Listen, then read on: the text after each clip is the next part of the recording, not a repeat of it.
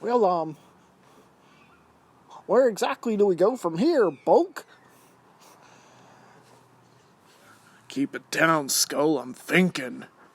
Hey guys, DB Rye here, and today I'm here with a what if that was actually requested on this channel, but I will admit I was given some thought of doing this what if myself anyway, but now that I've got some confirmation from you guys that you actually want this what if, guess what, we're getting it.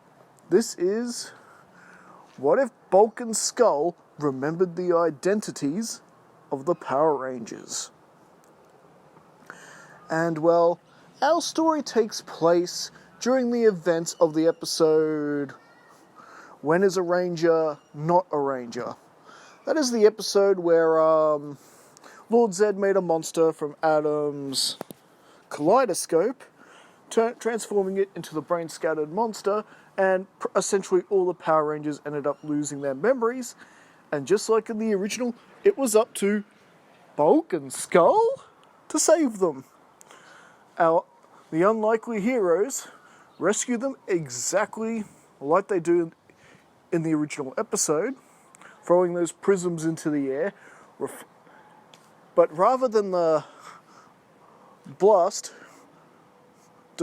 deflecting off those crystallized prisms and just hitting the Rangers, the beams also revert and hit Bulk and Skull too, leaving their memories intact, as well as the Power Rangers having their memories fully restored, and then the Rangers are able to defeat and destroy the monster, just like in the original story.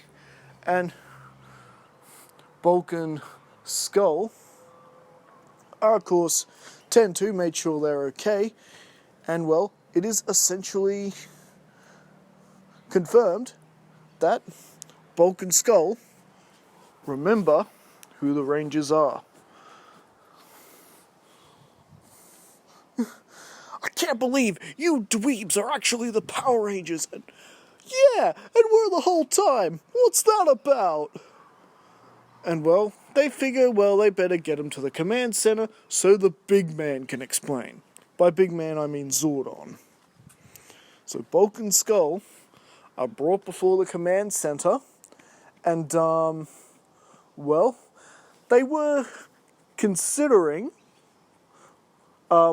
wiping Bulk and Skull's memories.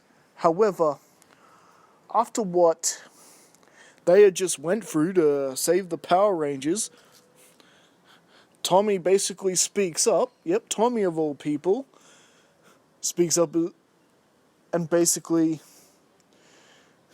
tells Zordon that, you know, they kind of owe them for saving their lives, and you know, it's Bulk and Skull's word against theirs. Who's really gonna believe them, even if they do say, oh, Rocky, Tommy, and Kimberly, Billy, Aisha, and Adam, they're the Power Rangers. Let's face it, no one would take them seriously. And this has Bulk and Skull sort of looking at the Rangers' face like, what? You don't think anyone will believe us? That kind of look. But with that, also, Bulk and Skull, while sort of processing this, they have pretty much decided they're not going to expose their identities anymore. After all, like, sure, Bulk and Skull, they do act selfishly sometimes, but they're not bad people. Bulk and Skull aren't bad people. I mean, they risked their necks to save them, and, you know, the fact that they saved the Power Rangers, that's something no one can take from them. You know, they're not just a couple of losers like everyone had thought. They saved the world, basically. And so, Bulk and Skull hilariously get on their knees and make this sort of hilarious pledge to serve Zordon and help the Power Rangers in any way they can. Whether that is being, just their eyes and ears. Because let's face it, a lot of times Bulk and Skull tend to run into the monsters before the Rangers do. So, it sort of makes sense, given their history of running into monsters first. And, well, Zordon basically agrees with this, and both Bulk and Skull get their own communicators and teleporters to the command center. Of course, they don't get their own custom color like the Rangers do. They just have two, like the normal teleporting color, which I think is essentially white. So, essentially with that, now don't think for 1 second that this changes Bulk and Skull's, comic relief and their idiocy in any way. No. It just means it's going to be taken in a new direction.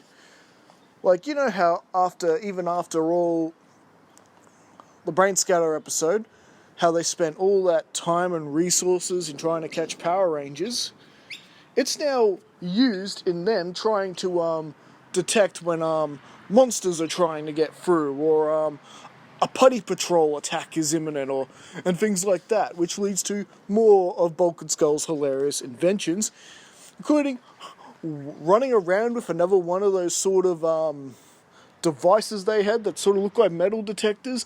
They're trying to look for energy based on Putty's energy signature. It doesn't work.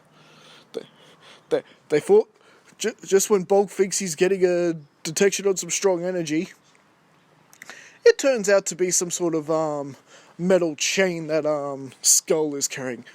Skull, you idiot! I said no metal. Oh, I'm well, sorry there, Bulk. And well, this is when a monster appears. Now, this is a monster we haven't seen in the Mighty Morphin timeline. Oh, DB Rye, are you inserting your own monsters? Well, I guess yeah, kind of. Because now that events are shifting differently, we could see a whole different group of monsters that we didn't see in the original timeline. And this monster is a particularly nasty one. Basically, you stare into its eyes, basically, if you are a normal person, it would pretty much instantly destroy you. And with Bulk and Skull instantly running into this monster, they pretty much run and get as far away as possible, and spread the word to the Rangers. And, well, as the Rangers appear, they are battling with a group of putties. Now, meanwhile, Bulk and Skull are, well, they're at Bulk's garage, and Bulk is, working on something. He's, ever since finding out who the Power Rangers were and pledging their loyalty to Zordon and the Rangers, they, been working on something on the side. Battle armor and weapons. Remember, Bulk and Skull aren't complete idiots. In fact, some of the things they come up with, their own crazy inventions and stuff, it's quite, you gotta appreciate the imagination, at least, even though most of them don't work. And this is no exception, because the armor's pretty much, whatever scrap metal they found at the junkyard, same as, Bulk with his own sword, and, Skull with his own sort of modified pea shooter. So they decide to go back to the park and join the battle, where the Rangers are now not only dealing with putties and this monster, Goldar has joined the mix as well. Come on, Skull, we gotta help the Rangers! And Skull hilariously swings his junkyard sword at Goldar, pretty much snapping it on Goldar's back. What? It's you two misfits, what are you doing here? And he basically knocks Bulk and Skull down with a shot, And Zordon sees this and gets Alpha to teleport them back to the command center. And, well, it's not looking too good with the Rangers. It's not so much the Putties and Golder. It's this monster that's constantly blowing things up in the Rangers' faces because, like I said, the monster destroys anything it sights. Luckily, the Power Rangers are protected by the power of the Morphin grid. And so, Zordon and Alpha, along with Bulk and Skull, are currently working on a solution to try and deal with this monster. And Alpha becomes kind of curious of Skull's pea shooter. And I think, at least for now, this is a good spot to leave things for right now. So what do you guys think? Did you enjoy this part of the story? Don't forget to like and subscribe, and I'll see you guys again next time. And will Bulk and Skull be able to help the Rangers deal with this new menacing monster?